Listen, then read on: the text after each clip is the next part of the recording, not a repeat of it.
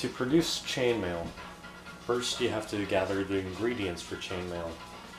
You've got your wire, you've got your rig, and you've got your pliers, your gloves, and your wire cutters.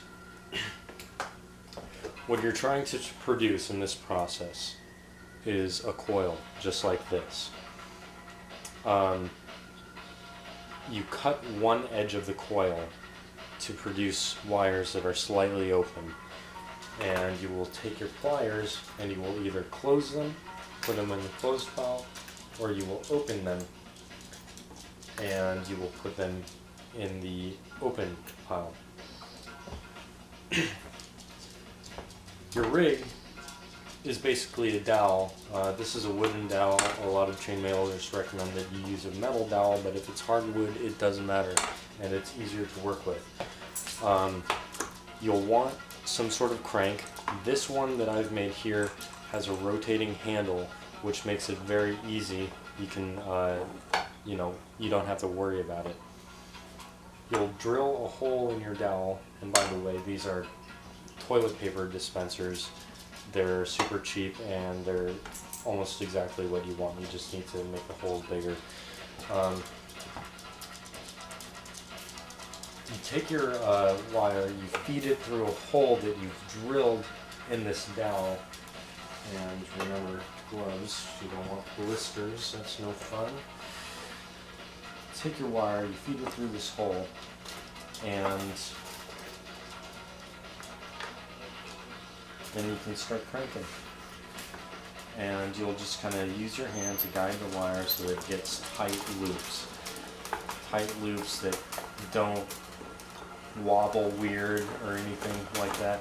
And you can start going pretty fast with this thing, and eventually it takes no time at all. You've got a coil. Here's one important part that I almost messed up on. You need to get a rig set up where once you make this coil, you can actually pull this dowel all the way out so that you can retrieve your coil. Because if you have a coil on a dowel and you can't get it out, that's a real pain in the ass. So you got your coil. You'll want to put on your other glove to start clipping, and you can pretty much just go one ring at a time with these kind of wire cutters, because you're going to put so much pressure trying to cut more than one ring at a time that you're going to hurt your hands, and you probably also won't produce very good rings. But it goes fast enough just going one at a time, so you don't have to worry about that part. So anyway, eventually you'll end up with a bunch of rings that you can close and you can open. That's pretty easy.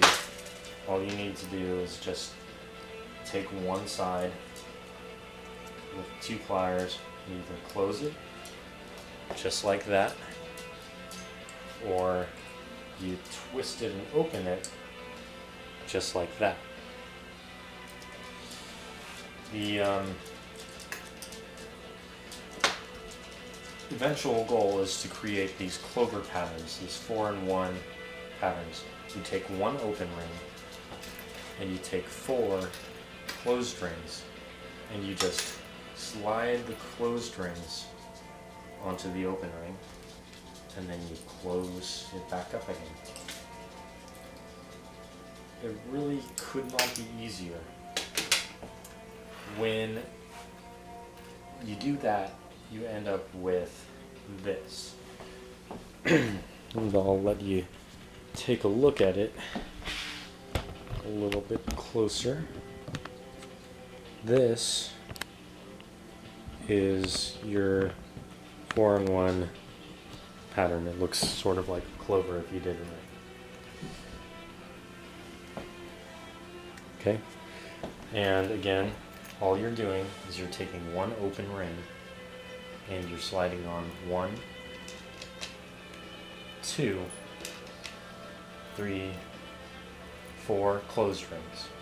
You take that setup and you just close it shut. You cannot mess this part up. Okay? If you've done this, you've done it right. And then it will somehow lay out into that pattern. So you'll want to create a lot of these little things. That's what you're trying to do. Now, a lot of chainmailers post these videos, these instructions on how to do it that show your eventual weave, your stitching 2 clover patterns right here to each other, right here to each other, right here to each other, and right here to each other. So you end up having to stitch 4 onto 1 clover pattern. There's an easier way, you know what I mean? You don't need to have to do this kind of thing all the time where you're overlapping 2 and you're sliding a ring through the open holes of the 4 rings that don't have a connecting ring. You do have to do that, and you have to get good at it, but you only have to do it on the top and bottom. You don't have to do it on the sides that way. There's an easier way for that. Most of the videos that you'll see show them stitching the top, the bottom, and the 2 sides by doing that weave. It can be done that way. It's a pain in the ass. You don't have to do it. So throw that away. What you want to do is take your clover patterns, take any 2 rings that are touching each other, that are right next to each other, any 2, just like that. So you wouldn't take these 2 right here because there's a ring in between, but any 2 rings that are touching each other, that are right next to each other, and you take any 2 rings that are next to each other on another clover pattern, and you just put a ring through it, just like your original step. 4 closed rings on an open ring. So you take those 2, you put an open ring through those 2, and you put those other 2 on the open ring. So now what you have is you have 4 closed rings on an open ring. That's all it is.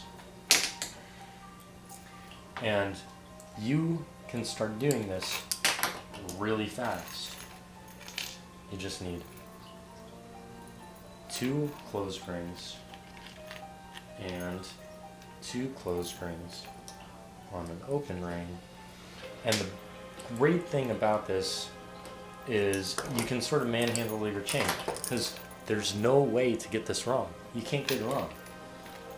It's just 2, 2, and you weave them together. It's so simple. It's so fast. And you can't get it wrong. So again, I got 2 just on the end of this chain that I've made. Got these 2, take an open ring, put it on, take any 2 from just a regular 4-in-1 pattern, and I put those on it as well, and then I close it up. And let me show you what we've ended up producing. In just a second, I'm gonna do one last one. This is the way that you're really supposed to do it if you want to save some time and effort. Okay, so in just that little amount of time, we've got a nice big chain.